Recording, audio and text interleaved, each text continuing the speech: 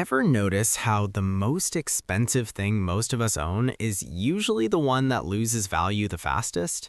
I'm talking about that shiny piece of metal sitting in your driveway right now.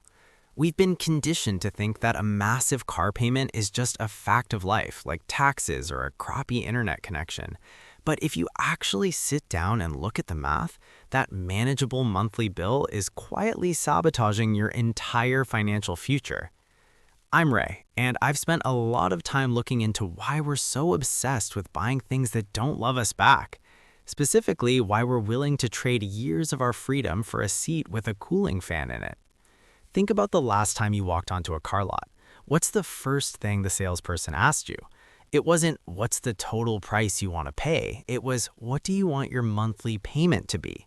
That single question is the biggest trap in modern finance. It's designed to shift your brain away from the reality of debt and tuck it into a nice, neat little box of affordability.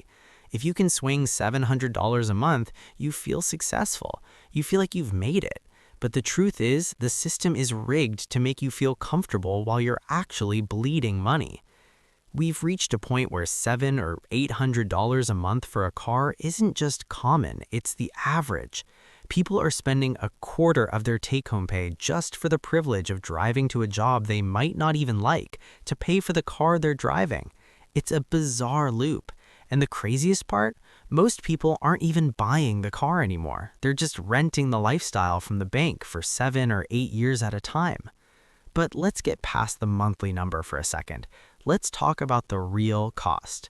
When you sign for that $50,000 or $60,000 vehicle, you aren't just signing away $800 a month. You're signing away your opportunity cost. That's the fancy way of saying, what else could that money have done for you? If you took that same $800 and put it into literally anything that grows, stocks, a business, even a basic savings account, over the course of a 7-year loan, we're talking about nearly $90,000. So when you see that truck on the road, don't just see a truck, see a $90,000 hole in someone's retirement fund. The industry has gotten incredibly good at hiding this. They've stretched loan terms so far that they've basically turned car ownership into a subscription service. It used to be that you'd pay a car off in 3 years and then enjoy a few years of payment-free life. That's gone. Now, people are rolling debt from one car into the next, never actually owning anything. They're just subscribing to transportation, and the price of that subscription is their financial freedom. And we haven't even touched on the cruel joke of car ownership, depreciation. The second you pull that car onto the main road, you've essentially set a pile of cash on fire. You are paying interest on an asset that is actively rotting. If you bought $50,000 worth of gold or stocks and they dropped in value by 20% in the first year, you'd be panicking. But with a car, we call that the cost of doing business. We've been sold a dream that our car defines our status, but the reality is that for most people, their car is the very thing keeping them from the status they're trying to project. You're driving a trophy that says, "I'm successful," while your bank account is screaming for help. But the monthly payment is really just the entry fee. It's the sticker on the door that gets you into the club, but once you're inside, that's when the real spending starts. Most people budget for the loan, but they completely ignore the silent partners that come attached to that car. Take insurance, for example. If you're driving a $60,000 truck, the insurance company isn't looking at you as a safe driver. They're looking at a high-tech machine filled with sensors, cameras, and specialized parts that cost a fortune to replace. Your premium isn't just a bill, it's a second, smaller car payment that you're forced to pay every single month. I've seen people grind and negotiate to save $50 on their monthly loan, only to get hit with a $250 insurance bill that they never bothered to quote before they left the dealership. And then there's the maintenance. We've been tricked into thinking that because a car is new, it's free to maintain. But modern cars are incredibly complex. A simple windshield replacement on a new SUV isn't just $100 anymore. It's a $1,000 ordeal because of the cameras and recalibration involved. Those massive, aggressive tires that make your truck look so cool, they're going to cost you $1,500 to replace in a couple of years.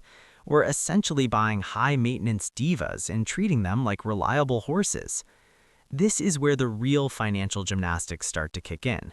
When people realize they're over-leveraged, when the insurance, the gas, and the $800 payment start to feel like a noose, they don't usually do the rational thing and downsize.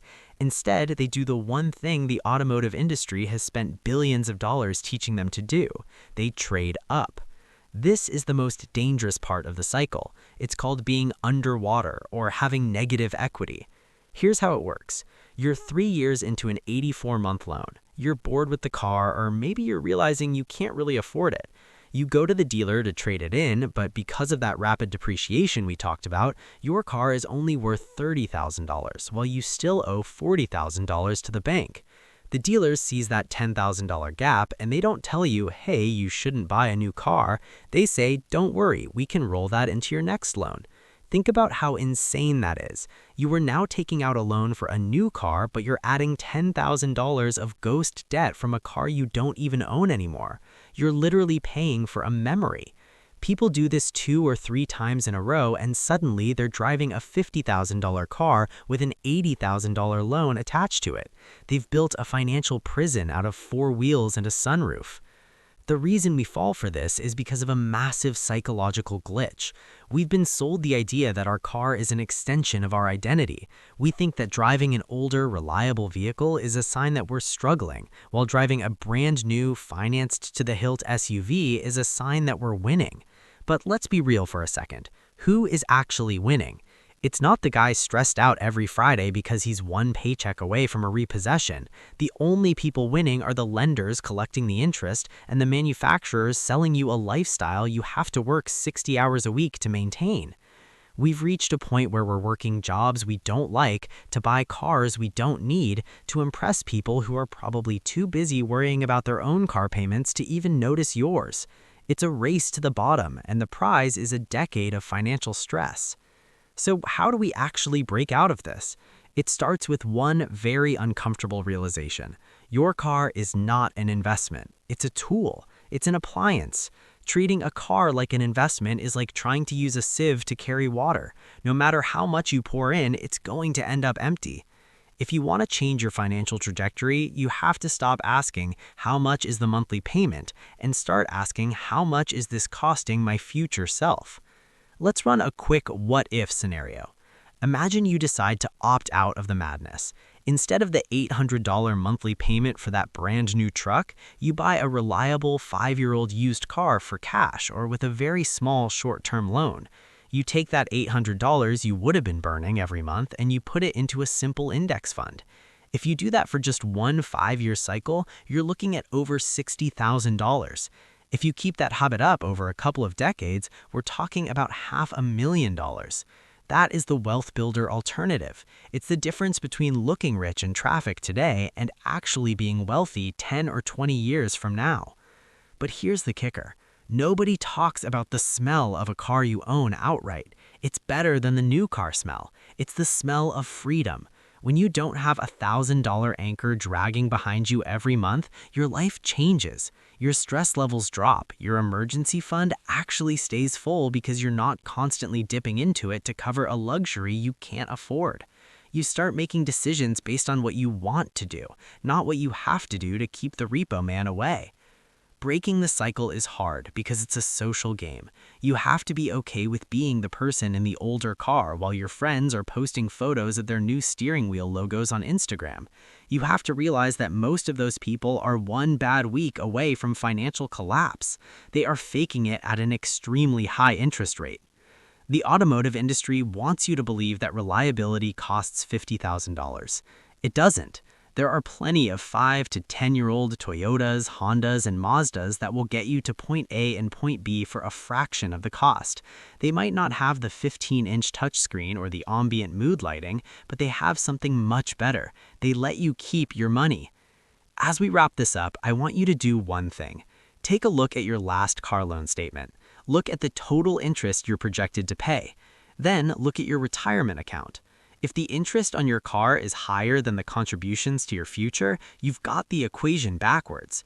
The true cost of that car payment isn't just the $800. It's the vacations you didn't take. It's the house you couldn't buy yet. It's the years of extra work you'll have to do because you traded your 50s and 60s for a shiny grill in your 30s. Don't let a depreciating hunk of metal be the reason you're stuck. Real success isn't about what you drive. It's about where you're going and how much of your own money you get to keep when you get there. Stop financing a lifestyle and start funding a life. Because at the end of the day, no one remembers what you drove, but you'll definitely remember the freedom you had when you stopped paying for it.